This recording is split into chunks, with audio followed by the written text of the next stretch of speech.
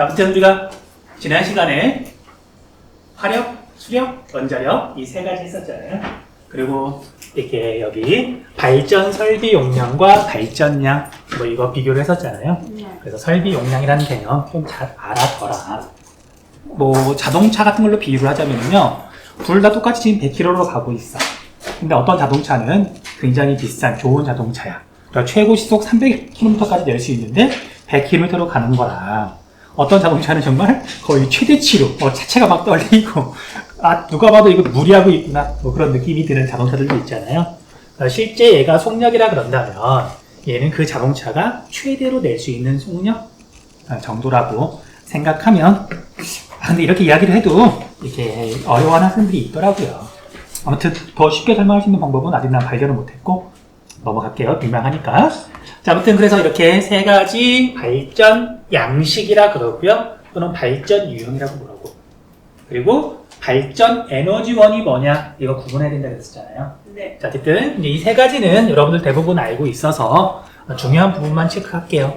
자, 수력은 물이 많을수록 유리해요. 강물이 많을수록. 그 다음에 높은 데서 낮은 데로 이렇게 물이 떨어져야 되잖아요. 그렇다고 해서 그냥 이렇게 댐에서 막 함부로 이렇게 막 떨어뜨리는 게 아니고 이렇게 파이프라인 이렇게 해가지고 거기로 물이 이렇게 떨어지는 거예요. 아무튼 높이 차이가 커야 돼. 네. 자, 그러면 바닷가 지역은 수력 발전에 유리할까 그렇지 않을까? 그냥 바닷가 지역은 해발고도가 높기가 쉽지 않잖아. 네. 그래서 수력 발전은 내륙에 있어요. 이건 우리나라 전체로 봐도 마찬가지고, 예를 들면 전라도만 이렇게 놓고 봐도 바닷가 쪽이 아니라 내륙 쪽에 수력 발전이 있겠죠. 댐 같은 게 있겠죠.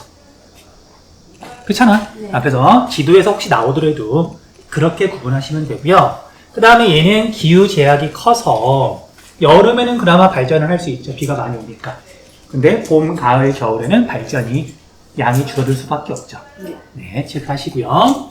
그 다음 화력은 지난 시간에 이야기했던 것처럼 그냥 불을 떼고요. 커다란 냄비가 있고요. 수증기만 이렇게 따로 나오는 관만 만들면 되는 거예요. 구조가 상대적으로 간단하고 원자력 발전소보다는 뭐 안전에 대해서는 뭐 훨씬 덜 민감하죠. 그래서 얘는 그냥 아무데나 지어도 돼요. 뭐 지진 나면 그냥 발전소만 망가지고 마는 거니까. 아주 극단적으로 말을 해서. 그래서 아무데나 지을 수 있어. 그럼 어디다 짓는 게 좋을까? 그냥 정말 조건이 좋은 곳. 어차피 대도시나 공업단지에서 전력을 많이 쓰니까 거기 너무 가깝지 않게, 하지만 또 너무 멀지 않게, 그리고 해안가 지역에 발전소를 건설해야 외국에서 원료 같은 거 수입할 거 아니에요? 그래서 수도권이랑 멀지 않은 해안가 지역에 화력 발전소가 있다. 뭐 나머지 것들은 그냥 이렇게 읽어보시면 돼요. 그 다음에 시험에서 물어보는 건 아닌데 상식도 아니야. 그냥 알아두면 좋고 몰라도 상관은 없고. 우리가 화력 발전소 같은 데 가보면요, 발전소가 딱 하나만 있거나 그러지 않아요. 발전소가 여러 개가 이렇게 있어요. 발전기가. 네. 실제로 그렇거든요. 근데 지도에서는 아무리 봐도 안 나와요. 구글 맵에서는 보여. 우리나라 지도에서는 안 보이거든요.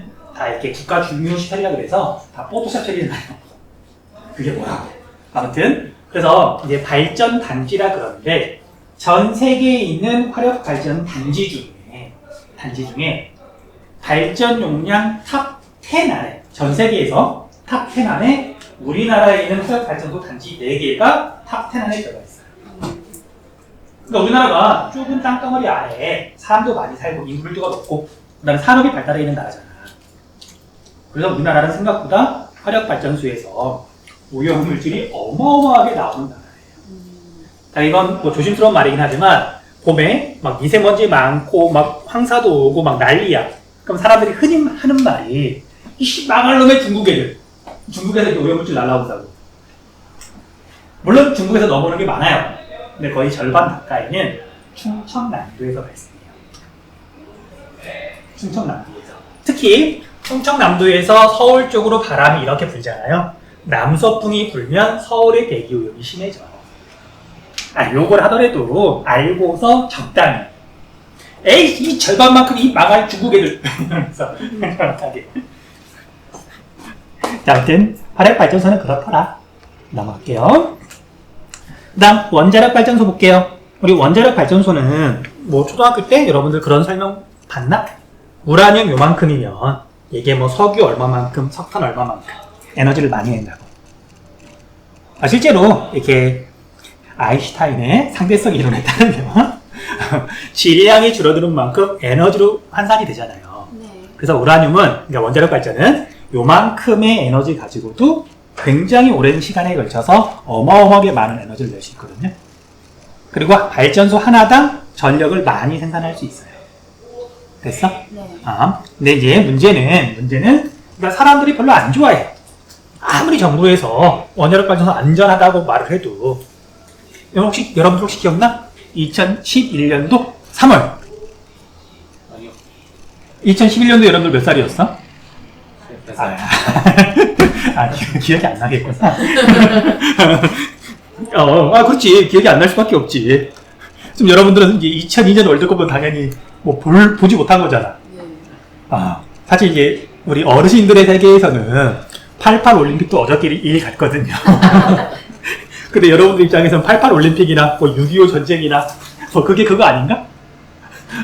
자, 아무튼 2011년도 3월달 내가 지금 무슨 말 하려는지 알죠?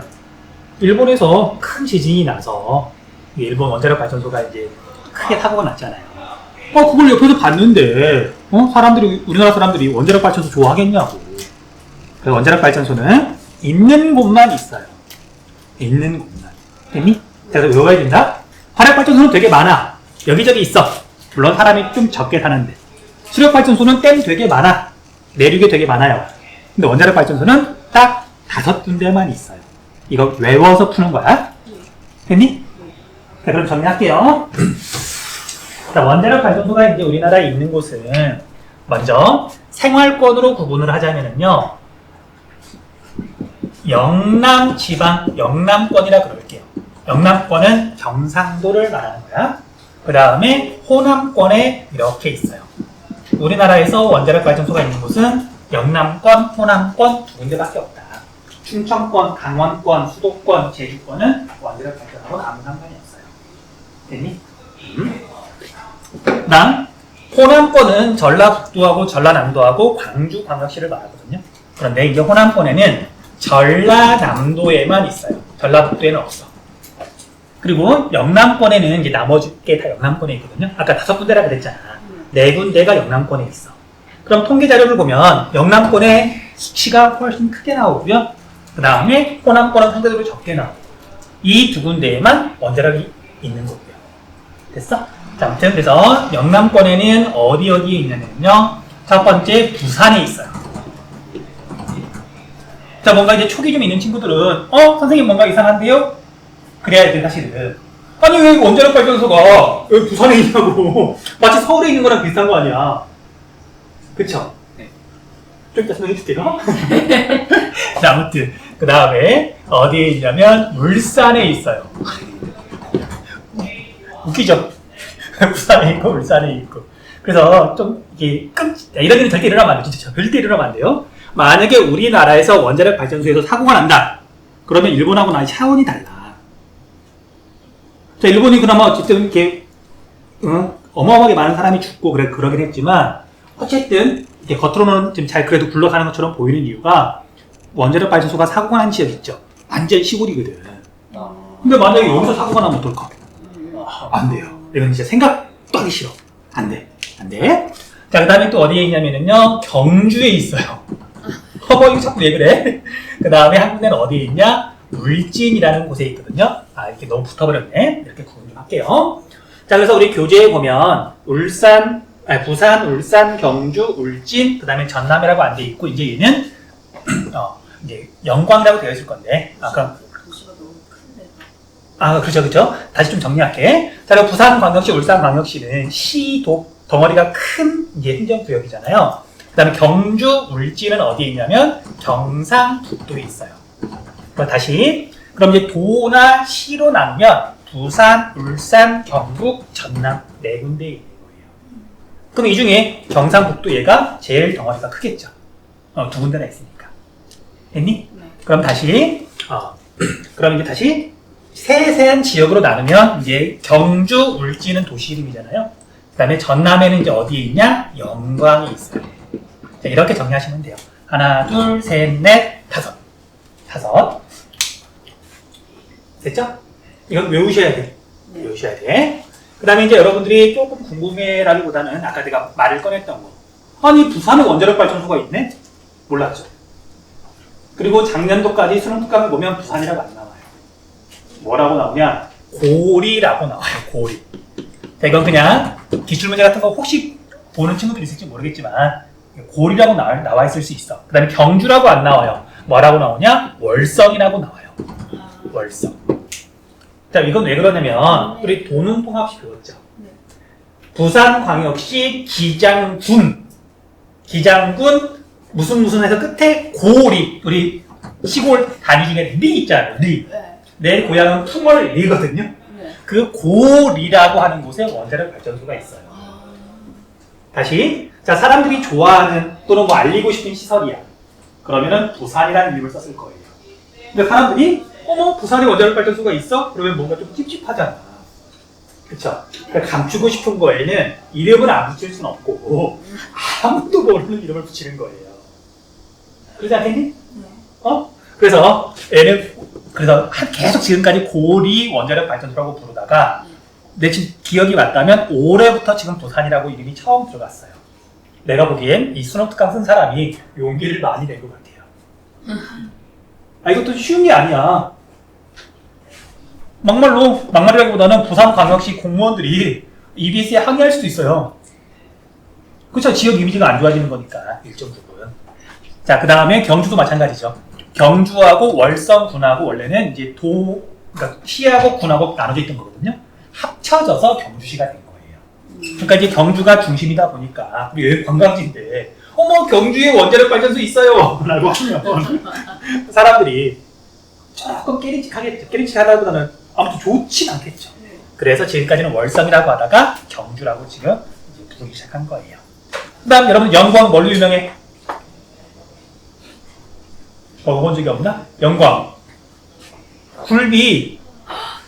맛있겠다. 그래, 그 굴비인데 이제 시험 문제에서는 원자력 발전소도 나온다고 네. 알고 있으라고요. 네. 자, 그래서 왼쪽에 있는 여기 지도 볼게요. 지도를 보면 지금 여기 이제 음영 처리가 여기 화면에 잘 안 보이는데 울진, 영광, 여기 고리, 그 다음에 여기 월성 이렇게 돼 있잖아요. 5군데다. 근데 또 월성에다 이렇게 먼저 1차로 만들었어, 월성은. 근데 이제 우리나라에서 원자력 발전소를 더 짓고자 하는데 새로운 지역에다 지으려고 그랬더니 주민들의 반대가 너무 심해요. 아이씨, 나 원자력 발전소 싫어. 먹고 살만한데 뭐 보상금 줘도 안 받을래. 그러니까 다른 데가 짓기 힘들고 원래 이제 지은데 옆에다가 추가하는 건 뭐 이미 있는 거니까. 그래서 월성 옆에 신월성 바로 붙여서 지은 거고요. 고리 옆에 신고리. 서로 다른 지역 아니다?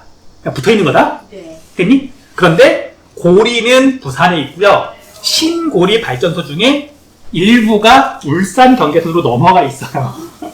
그래서 꽤 오래전 기출문제에서는 울산은 안 나와요.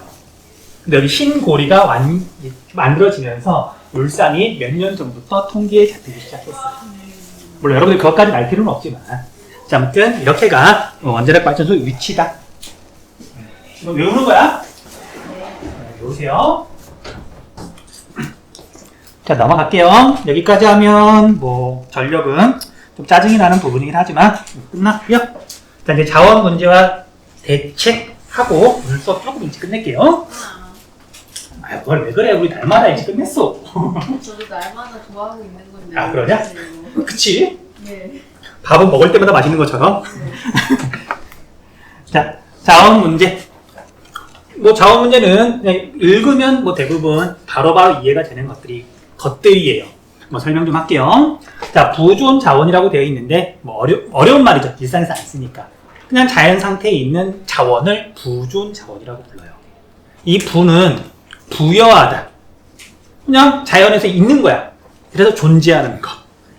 이 어려운 말을 왜 계속 쓰는지 모르겠어요.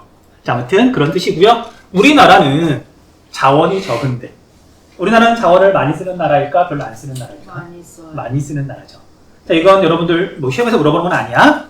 우리가 1달러를 벌기 위해서 과연 에너지를 얼마만큼 쓰느냐. 이런 통계도 있거든요. 그러면 우리나라는 1달러를 벌기 위해서 에너지를 많이 쓰는 편일까? 조금밖에 안 쓰는 편일까? 많이. 많이 쓰는 편이죠. 선진국 가운데서는 제일 많이 쓰는 표현이에요. 뭐 이해되죠? 네. 우리나라 산업 자체가 에너지를 많이 쓰는 산업이에요. 넘어갈게. 자, 그 다음에 그러다 보니까 이제 외국에서 자원을 수입해와야 되는데 어렵죠? 만만치 않죠? 우리는 약자, 자원에 있어서는 약자, 자원을 가지고 있는 사람들이 강자. 뭐 어쩔 수 없어요. 자, 그러다 보니까 이제 여러 가지 대책을 세우는데 뭐 이 두 가지 정도만 남을 것에 읽어보시면 되고요. 너무 쉽잖아. 에너지 절약형 산업을 육성하고 그 다음에 재활용 좀 많이 하고 이거 뭐 하나만 한 이야기니까 넘어가고 해외 자원 개발에 적극적으로 참여한다. 무슨 얘기냐면 예를 들면 아프리카에 있는 나라예요. 거기는 자원은 많이 있는데 기술이 없어. 우리가 개발해 줄게. 대신 여기서 나오는 자원의 절반은 무조건 우리한테 팔아. 뭐 강제로 뺏어오는 건 아니고요. 돈 줄 테니까 좀 싸게 팔아. 우리가 개발해 줄 테니까. 뭐 그런 식으로 계약할 수 있겠죠. 네. 그런 거 많이 하고 있고요. 그 다음에 자원 수입 상대국의 다변화. 저걸 수입국 다변화라고 하거든요. 수입국. 모든 자원에 해당하는 건 아니고요. 예를 들면 석유 같은 것들. 자, 여러분들 석유가 전 세계에서 제일 많이 매장되어 있는 지역. 우리가 보통 중동이라 그러죠. 그래서 중동 지역에서 우리나라가 쓰는 석유의 옛날에는 90% 이상을 수입했어요. 왜냐면 싸고 품질이 좋거든. 그런데 여러분들 여기 중동 지방은 정치적으로 불안정해 아니면 안정되어 있어? 되게 불안정하죠. 어젠가 그젠가 뉴스를 봤더니 이스라엘이 카타르를 이렇게 또 뭔가 이렇게 왜요? 네, 또 그러니까 반응이 어머 어떻게 그게 아니고 또 그래 여기가 정치가 불안정하잖아요. 그러다 보니까 석유 가격이 들쑥날쑥해요. 여기가 안정적일 때는 석유가 싸니까 그냥 가지고 오면 되는데 어머 여기가 지금 난리가 났어. 그럼 어떻게 될까? 석유를 가져오기 어려워질 수 있죠. 돈의 문제가 아니라 아주 난리가 나면 석유를 아예 구할 수 없을 수도 있잖아요. 그래서 다른 데 지역에서요. 물론 값이 상대적으로 비싸고 어쨌든 품질이 조금 떨어지더라도 일단 계약을 하고 뭔가 그래도 거래가 있으면 여기가 난리가 났을 때 야, 우리 그래도 지금까지 잘해왔지 않냐. 지금 난리가 났으니 조금 더 줘. 그럴 수 있겠죠. 그래서 이런 걸 특정 지역에만 이렇게 의존하는 게 아니라 여러 나라에 걸쳐서 문어발식으로 표현이 정확하죠. 그래서 이렇게 여러 나라에서 비싸더라도 수입을 해오고 있으면 비상사태에 대비할 수 있지 않느냐. 이걸 수입국 다변화라 그래요. 뭐 어려운 개념은 아니죠? 네. 넘어갈게요. 자, 여기서 제일 중요한 건 이제 신재생 에너지. 신재생 에너지.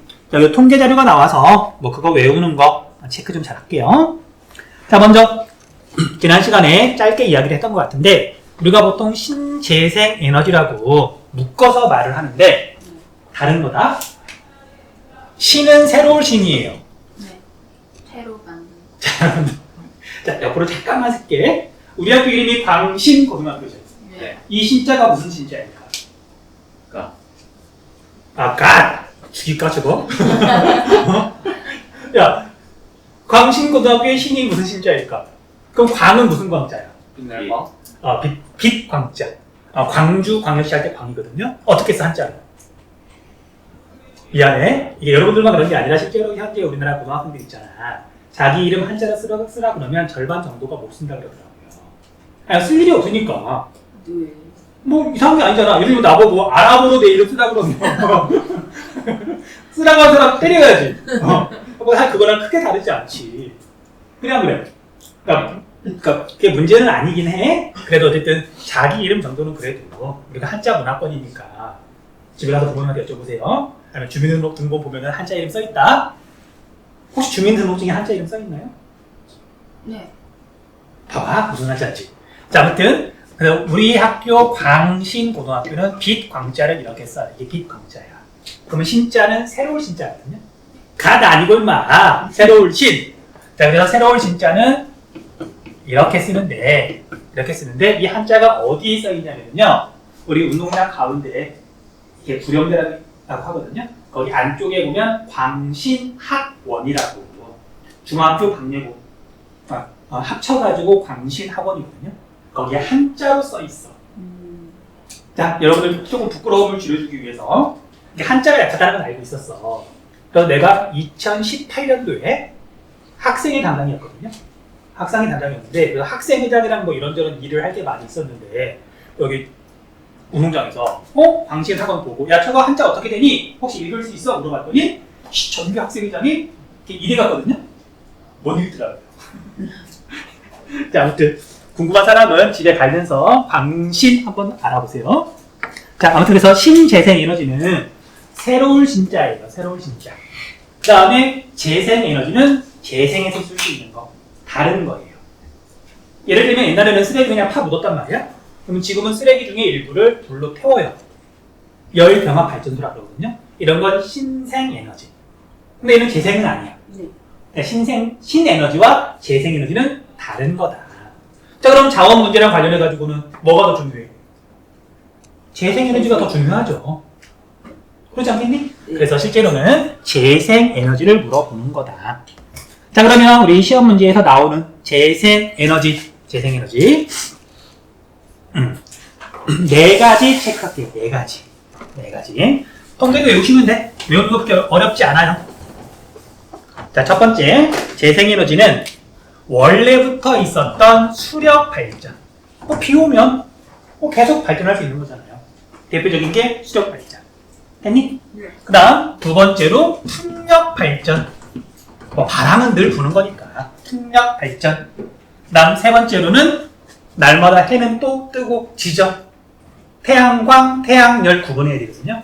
그러니까 실제로 전력을 생산하는 건 대부분 태양광이에요. 빛으로 하는 거예요. 태양광이 있고요. 물론 태양열도 있지. 열을 쓰기도 하지만 대부분 태양광이야. 그 다음 마지막 하나가 뭐냐면 조력 발전이에요. 조력. 이렇게 네 가지 체크하세요. 네 가지. 외워야 돼, 이것도. 네. 자, 그럼 쉬운 것부터 할게. 조력 발전. 조력 발전이 뭐냐면요. 바닷물을 이용하는 거거든요. 자, 바닷물을 이야기할 때, 바닷가를 이야기할 때, 이 조는 뭐랑 관련이 있는 거다? 조주. 그러니까 바닷물의 높이가 변하는 거 있잖아요. 그거 이야기하는 거예요. 그럼 하늘에서 이렇게 내려다봤을 때 해안선이 복잡한 곳이 있어요. 극단적으로 이렇게 생겼다고 한번 해볼게요. 네. 이쪽이 육지고요. 이쪽이 바다야. 그런데 여기가 지금 바닷물의 높이 변화가 밀물과 썰물의 차이가 되게 커. 그럼 어떻게 발전을 하는 거냐면요. 바닷물이 들락날락 하는데 여기에다가 뚝을 쌓아요. 이런 뚝을 뭐라 그러지? 바닷물이 들어오지 못하도록 막아놓은 뚝. 방파제니, 방조제니? 조작. 방조제죠. 조류를 막기 위한 거니까. 자, 뚝을 쌓았어. 자, 그래서 뚝을 쌓은 다음에 여기에다가 발전기를 설치하는 거예요. 자, 그래서 바닷물이 높아질 때까지 기다려요. 그럼 여기가 높아지고 여기는 지금 낮겠죠. 그때 여기를 열어. 그럼 바닷물이 이렇게 들어오면서 터빈이 돌아가는 거예요. 그럼 다 들어왔어. 그럼 여기 닫아. 기다려. 그럼 바닷물이 또 낮아지겠죠. 여기는 물이 많이 있는데. 그럼 또 문을 열어요. 그럼 바닷물이 나가면서 또 전기를 생산할 수 있는 거예요. 됐니? 이게 조력 발전인데. 자, 우리나라는 조차가 전 세계적으로 큰 편이야, 작은 편이야? 굉장히 큰 편이에요.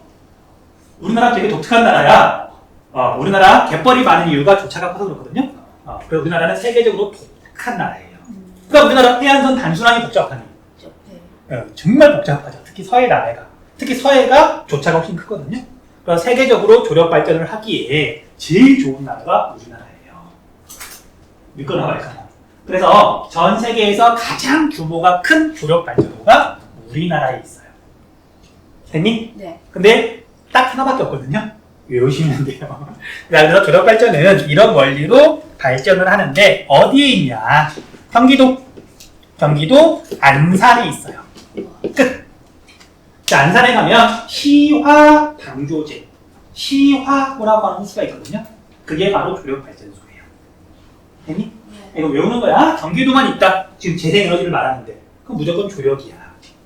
저희는 낮과 밤 따져 안 따져? 안 따. 봄, 여름, 가을, 겨울 따져 안 따져? 안 따. 안 따지죠. 됐어요? 끝.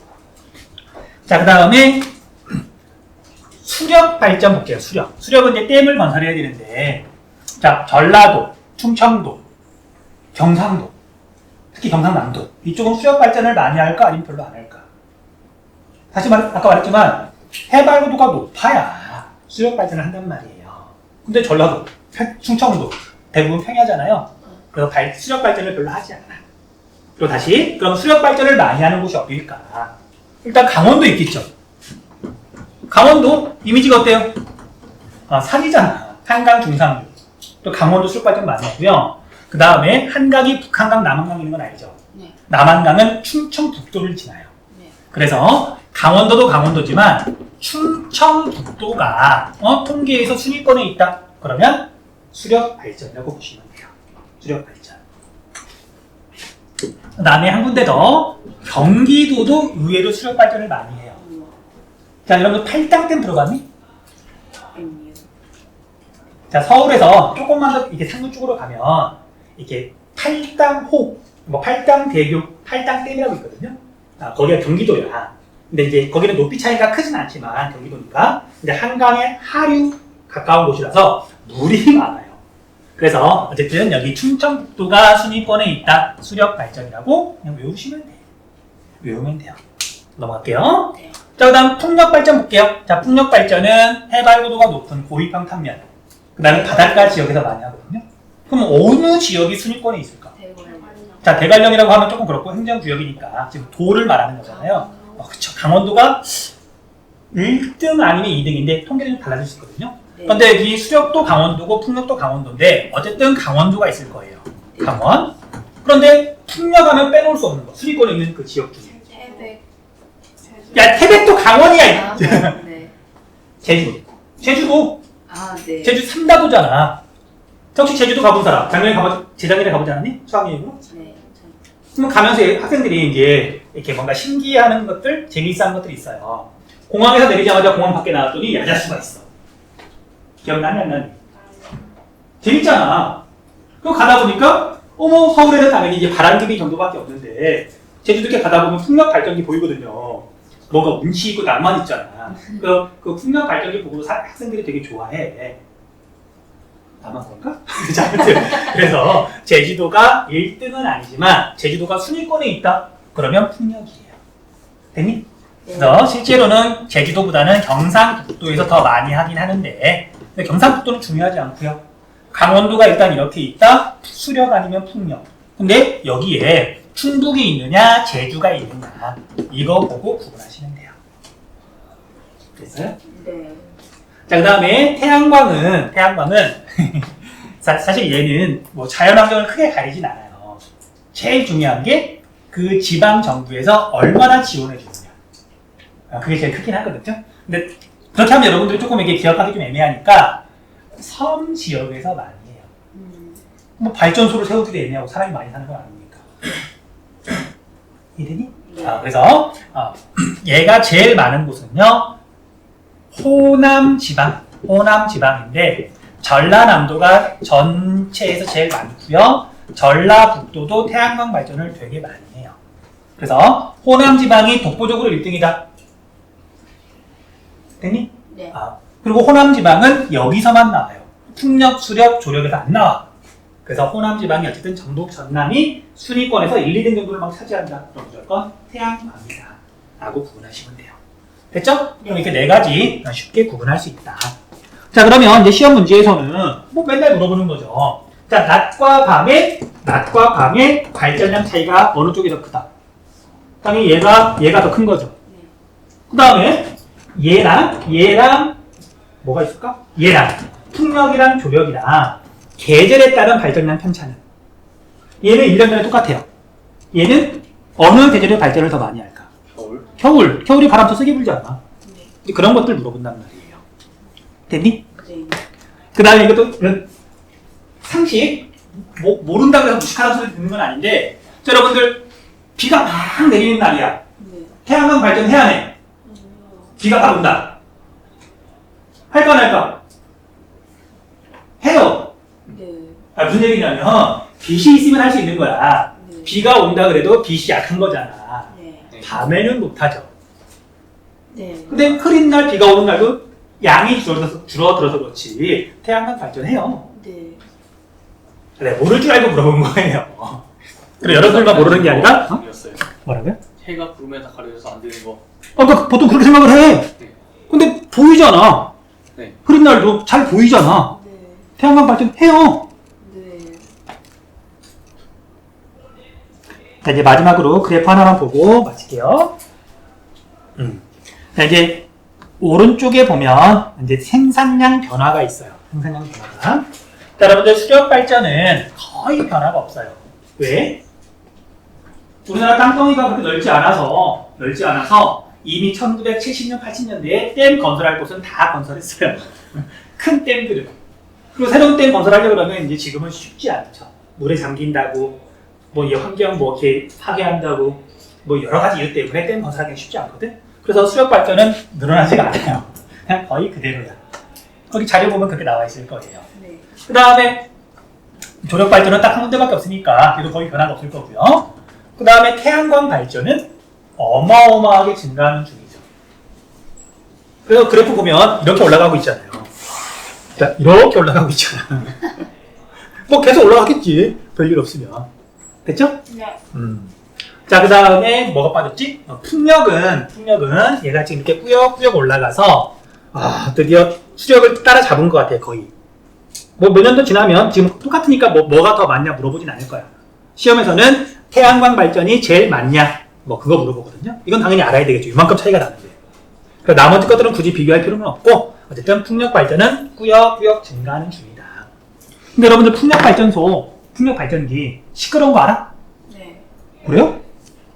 아무튼 시끄러워서 이렇게 삐 하는 그 고주파가 나는 건 아니고 낮지만 큰 소리 있죠. 네. 그래서 소음이 있어서 사람들 많이 사는 곳, 마을 가까운 곳에는 이제 건설하기 어렵다 그러더라고요. 네. 소음 문제는 풍력 발전기가 있다 정도만.